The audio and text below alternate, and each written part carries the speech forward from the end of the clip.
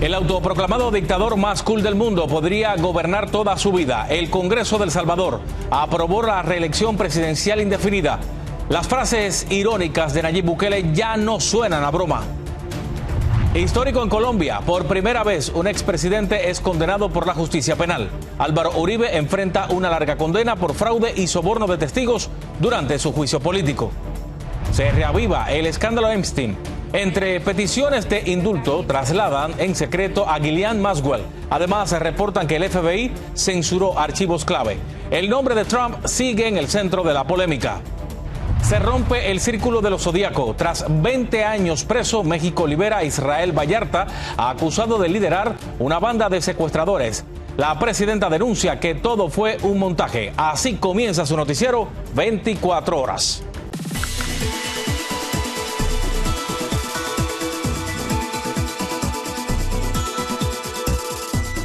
Hola, ¿qué tal? Bienvenidos a una emisión más de Noticias 24 horas. Les saluda Abel Álvarez. Gracias por acompañarme. El dictador de El Salvador, o el dictador más cool del mundo mundial.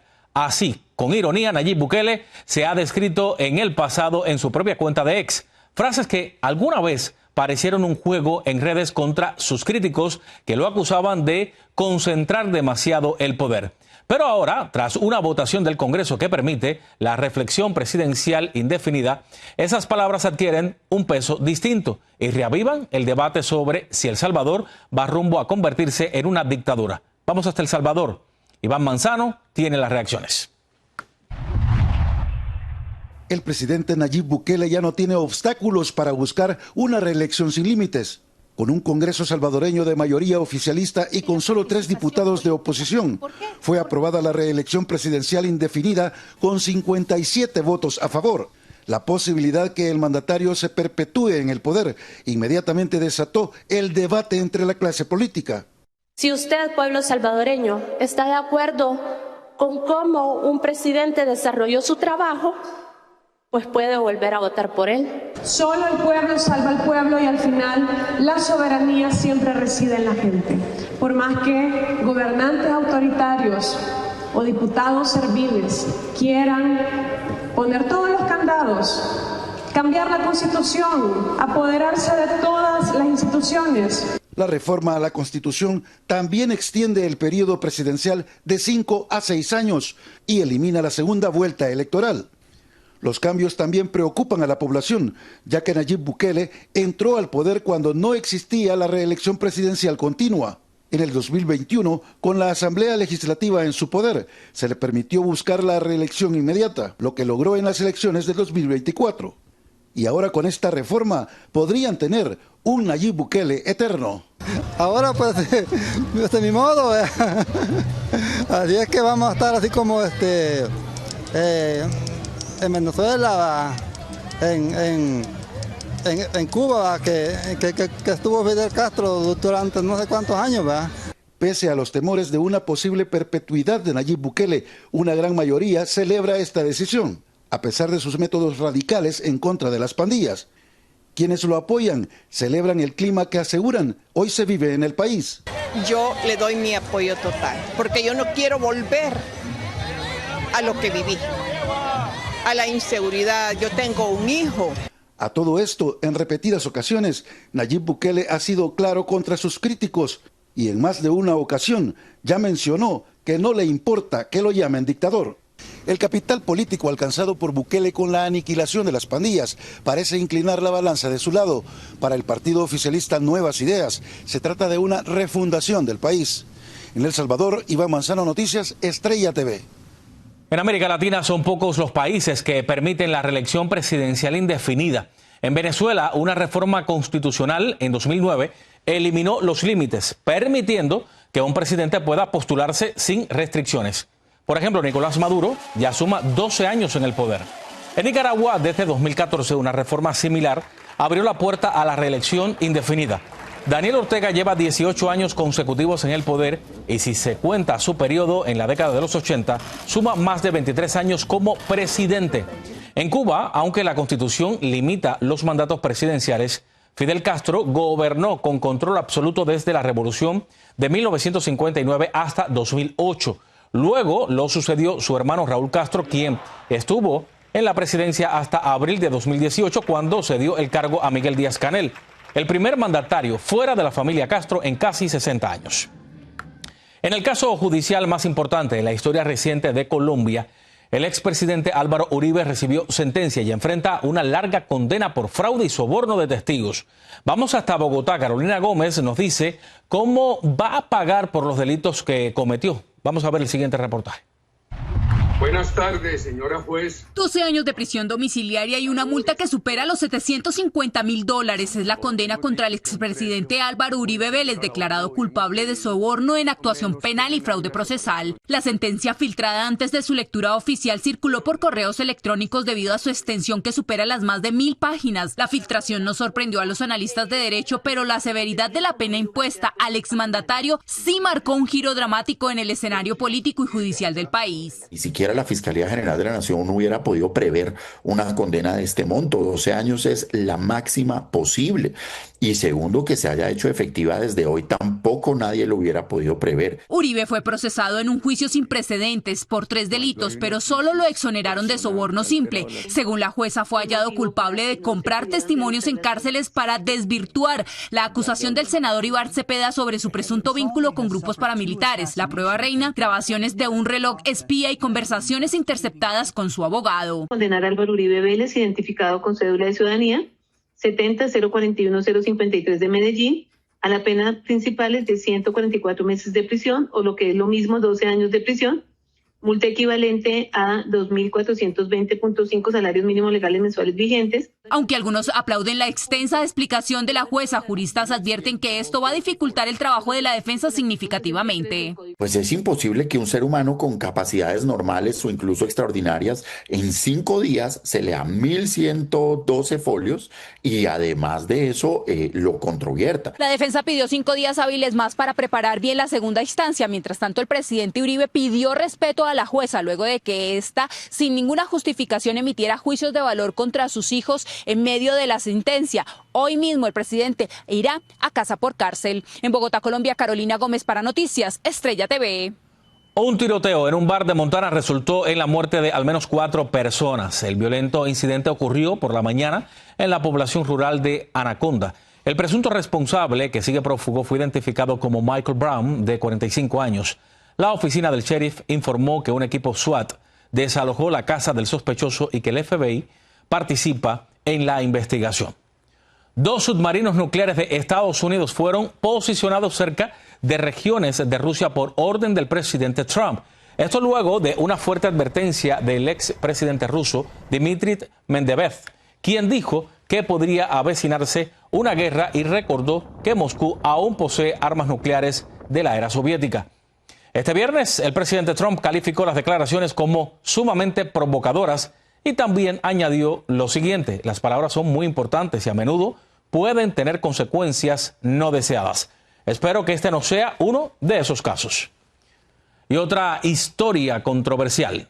Ghislaine Maxwell, la cómplice de Jeffrey Epstein, fue trasladada de la cárcel en Florida a otra en prisión en Texas. Maxwell cumple 20 años de sentencia por haber ayudado a Epstein a reclutar y abusar de menores. Estaba en una prisión federal en Tallahassee y ahora se encuentra en la prisión Camp Bryan, al sur de Texas.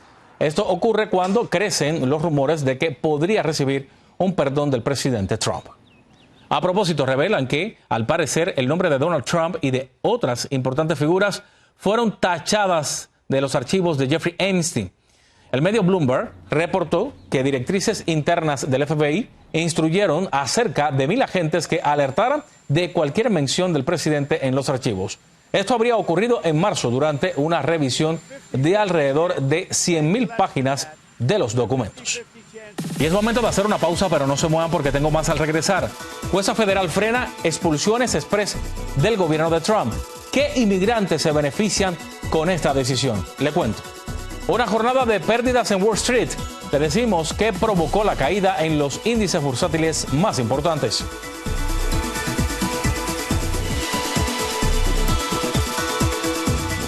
Gracias por seguir aquí en 24 horas. Y este viernes una jueza federal bloqueó las expulsiones express de la administración Trump. La decisión beneficia a miles de inmigrantes que cruzaron a Estados Unidos usando la aplicación CBP One o mediante el parol humanitario que fue instaurado por el gobierno del exmandatario Joe Biden. Los indocumentados recibieron libertad condicional mientras esperan la resolución del trámite de sus casos. Y también decenas de miles de inmigrantes de 2 países latinoamericanos respiran aliviados, al menos temporalmente. Una jueza federal bloqueó la orden del presidente Trump de finalizar con el programa de protección temporal TPS. Vamos hasta Los Ángeles. Fernando Mejía nos informa quiénes son los beneficiados. Más de 50,000 hondureños y unos 3,000 nicaragüenses se verán beneficiados con esta decisión de la jueza Trina Thompson del área de San Francisco de bloquear las órdenes de Trump de acabar con el programa de protección temporal TPS. Que simplemente está diciendo que por el momento no va a autorizar que se frene el programa del TPS, sino que se va a decidir en el próximo futuro, que la próxima audiencia es hasta noviembre, si no mal recuerdo, el noviembre 18. 2 inmigrantes centroamericanos por medio de la Alianza Nacional TPS fueron un grupo que demandó al gobierno federal que propició este bloqueo temporal. El TPS se les vence el próximo 8 de septiembre. La extensión da oportunidad para prepararse mejor ante la audiencia del próximo 18 de noviembre. Y nos dan un par de meses más para seguir luchando, para seguir organizándolos y hablando con los abogados cuáles van a ser los argumentos, ¿verdad? Ver qué argumentos tiene el gobierno y qué argumentos presentar como alianza y como demandantes. La jueza dijo que la administración de Trump quiere eliminar el programa sin evaluar objetivamente las repercusiones que dejaría a miles de personas con décadas de vivir aquí sin oportunidad de trabajo, perderían seguro médico y podrían ser deportados, separando así las familias. El TPS para este grupo surgió a finales de la década de los 90 luego de la devastación dejada por el huracán Mitch. Unos 50,000 hondureños y 3,000 nicaragüenses fueron aceptados. La secretaria de Seguridad Nacional, Kristi Noem, ha dicho que el programa era temporal y que las condiciones en esos países ya se mejoraron, que por lo tanto es momento de finalizar con el TPS. Y algunos tenemos más 30 años de vivir en este país. Nuestro futuro ha sido y está aquí, porque algunos somos dueños de casa, de negocio. Muchos consideran que lo que la administración quiere es seguir deportando personas para cumplir sus promesas de campaña. Recientemente, el presidente Trump canceló el TPS para 500,000 de haitianos y 350,000 venezolanos. Fernando Mejía, Noticias Estrella TV. Un reporte indica que el estado de Texas es el epicentro nacional de las redadas de ICE, donde los agentes se basan en perfil racial para realizar los arrestos, apoyados por la policía local. En Dallas, David Medina nos tiene un informe sobre esto. Texas encabeza la lista a nivel nacional con el mayor número de detenciones, la ola de arrestos a migrantes indocumentados y una política más agresiva por parte del Servicio de Control e Inmigración de Aduanas han provocado miedo y preocupación entre la comunidad inmigrante. Muchas de estas listas son personas que ya pasaron por el sistema, por eso ya están identificadas, hasta ya tienen ubicadas donde están.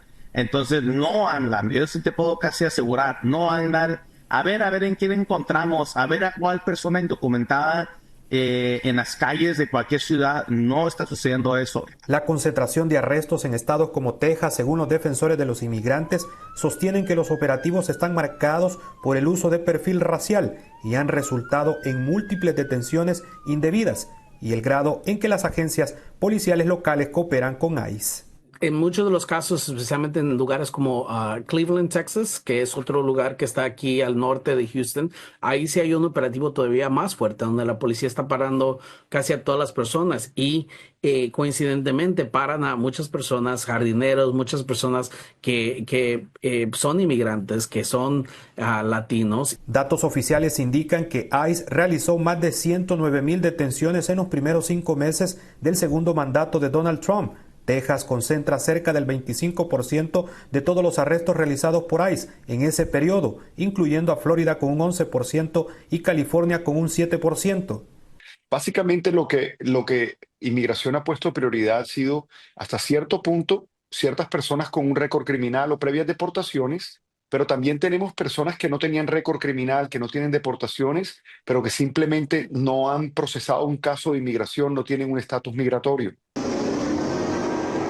Según el grupo Proyecto de Datos de Deportación, muestran que el 60% de las detenciones se llevó a cabo exactamente en estados del sur y en la frontera, donde la mayoría de las personas detenidas provenían de países de América Latina. México con 40,000 arrestados, Guatemala con 15,000 arrestados, Honduras 12,000 arrestados, Venezuela con 8,000 arrestados y El Salvador 5,000. Y el aumento de estos arrestos muestran una estrategia nacional más agresiva contra la migración y el impacto de nuevas directrices implementadas por la Administración Federal. Desde Dallas, Texas, para Noticias Estrella TV, David Medina. El presidente Trump vuelve a generar incertidumbre sobre los aranceles. El jueves por la noche firmó una orden ejecutiva para retrasar su inicio hasta el 7 de agosto con el pretexto de darle una semana para que las aduanas se preparen. Además, las tarifas aumentarán incluso para naciones que negociaron convenios con la Casa Blanca, lo que genera incertidumbre en empresas y consumidores.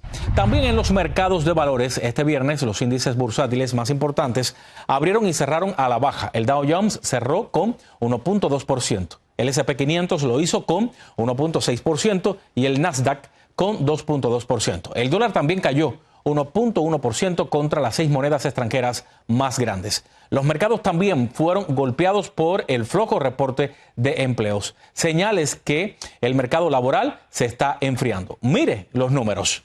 Solo se crearon 73,000 empleos el mes pasado y la tasa de desempleo ahora subió al 4.2%, de acuerdo al Departamento de Estadísticas Laborales. Pero peor aún, pues las revisiones eliminaron 258,000 empleos en mayo y junio.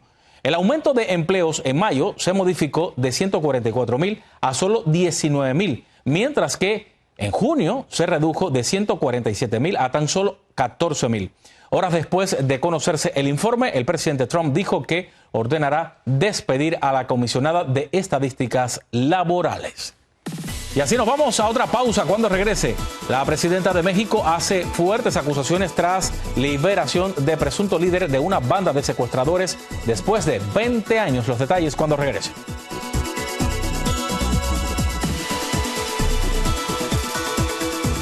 En México fue liberado Israel Vallarta tras pasar casi 2 décadas tras las rejas porque se le acusó de liderar la banda de secuestradores Los Zodíaco.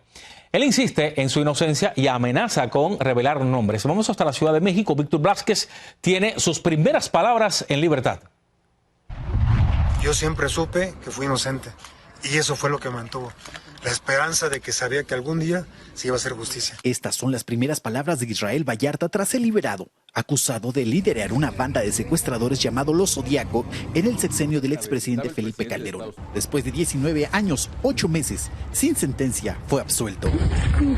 Todo bien, todo bien. En su rostro se ve cómo pasaron los años. Ha habido muchos medios de comunicación que no son estos, solamente algunos que hablaban y hablaban, pues pagados por algunos seres por ahí oscuros, ¿no? Que ya más adelante van a ser, ya están descubiertos, pero van a ser más precisados por mi persona. Su caso se convirtió en polémica por ser señalado como un montaje de un operativo de rescate de víctima de plagio y captura de unos presuntos secuestradores, en el que también estuvo involucrada la francesa Florence Cassés, cuando en ese entonces la Agencia de Investigación Criminal AFI estaba al mando de Genaro García Luna, quien hoy enfrenta una condena de 38 años de prisión en Estados Unidos por 5 cargos. La justicia que yo buscaba no era económica, no es económica.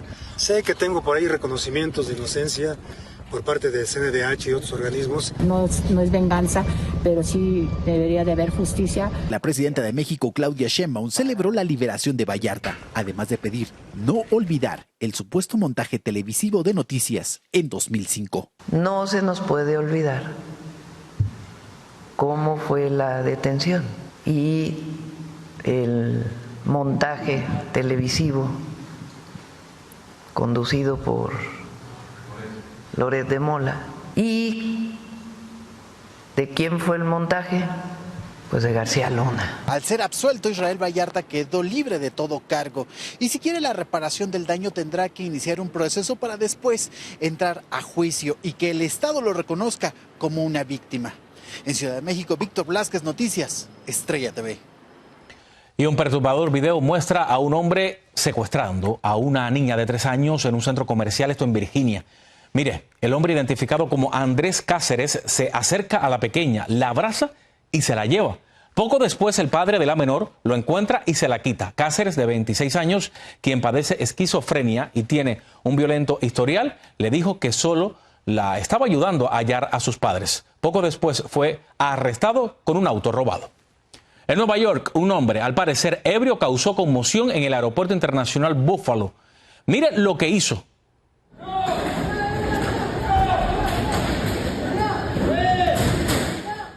Kevin Sinnent, de 29 años, se subió a un carrito de la terminal aérea y recorrió el pasillo rodante ignorando los gritos de quienes le pedían que parara. Luego dio la vuelta y lo volvió a hacer. Fue arrestado y recibió cargos de vandalismo, conducta desordenada, entre otros.